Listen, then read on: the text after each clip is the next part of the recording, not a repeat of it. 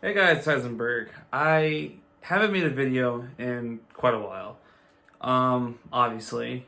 Um, I tried to film this I'd say probably about 8 times and didn't like the outcome of it at all. So here I am. Hopefully, I think by now this should be the last attempt of it. So what we're doing this channel is something I've wanted to do for quite a while, actually, which is a movie review.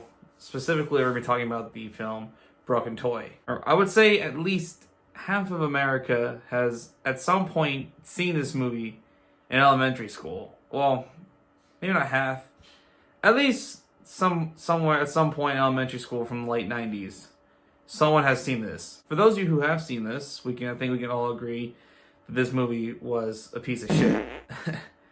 Now, if you don't know what Broken Toy is, it's an anti-bully film that completely misses the point that it's trying to make. I can see the point it is trying to make, but doesn't do a good job at trying to prove that point. Now, if you want to see Broken Toy for yourself, you can head over to Amazon and purchase it for $50. $50 for the choice of DVD and VHS. You could probably buy Madden 20 for that same price right now. You could probably buy it for a much cheaper price than Broken Toy. So our movie starts off with with these opening title screens. A lot of this movie relies on telling us the story by putting a bunch of title screens in the film, which that's really the worst way you would want your audience to really learn a movie. Which is probably one thing I really hate about a lot of films like this is they rely on they rely on tell, don't show, when it should be show, don't tell. And you also got and not only that, you also have this military music playing in the background too that doesn't match the theme of the. Let's put it this way: this whole movie has music in the background that doesn't match the tone of anything at all whatsoever.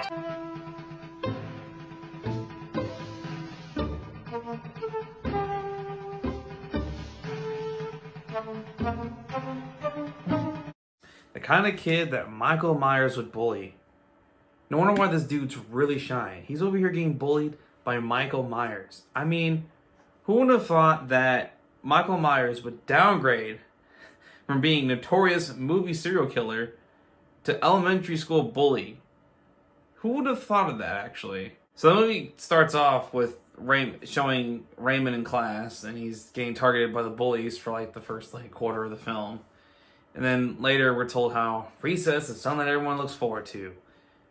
Except for Raymond, which what they're going to show contradicts that title screen they had, because if Raymond doesn't look forward to recess, why would you have a shot of him not only running out towards recess, but you also have him running towards the bullies that he should be afraid of, but you have him. I mean, he doesn't really show it, but you literally hear the kids tell Raymond to don't come.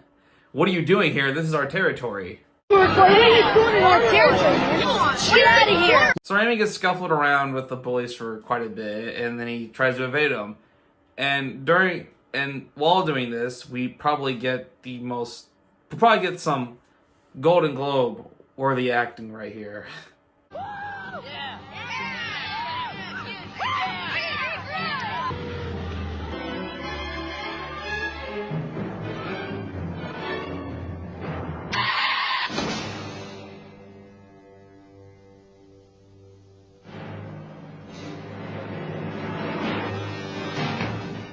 Now, this scene's supposed to be really serious, but every time I see this scene, it cracks me up. I didn't laugh at this when I saw it when I was a kid, but it's just so... I also like to mention, before my teacher showed us this movie, they told us that this movie won a Golden Globe. I don't know why they would tell me that. Actually, I don't know why they would lie to us like that. I even looked that up just to be sure if that was true or not. That was not true, of course. I found no proof of anything about Golden Globe. I found no proof. That was not true at all. I found no proof of Broken Toy winning a Golden Globe or even being nominated or mentioned anywhere in the Golden Globes at all. I even remember seeing this and I was like, so you're telling me the judges for the Golden Globes saw this movie and thought, this is some This is some award-winning, Academy-nominated worthy acting or something. I don't even know if half the class even knew what Golden Globes were, to be honest. Of course I did, but I don't think anyone else really cared what they were. I think that was just their way. I really think that was just the teacher's way of telling us, like, this movie's good. This is a good movie, so you should really watch this. I even remember after seeing this that a lot of kids kind of made fun of that scene too. No one at all coped with this at all. Anyway, back to the movie. So, Raymond's hit by a car. All the kids are watching him getting loaded into an ambulance, all sad and shit. The boys are later confronted by the principal about their actions, and then while this is happening, we learn more about Raymond's backstory. It's been a real tragedy what's happened to Raymond, and I don't think you guys really intended for all this to happen. You guys don't know much about Raymond, do you? Well, I'll tell you a little bit about him. He lost his whole family in a car accident 3 years ago. He lost his mom, he lost his dad, and his brother. Now imagine if that happened to you.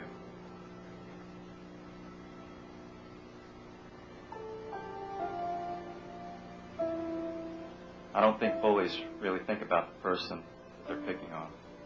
Feelings. But Raymond's a boy just like you. He has feelings. But you guys treated him like a plaything. Like a toy. Now he's a broken toy. And then after that, we get more title screens. Raymond apparently survived after only being in the hospital for 3 weeks. 3 weeks. After getting hit by a car that was probably traveling about 30 or 40 miles an hour, possibly suffering a few broken or fractured bones, at least some massive head trauma or any kind of damage towards the head.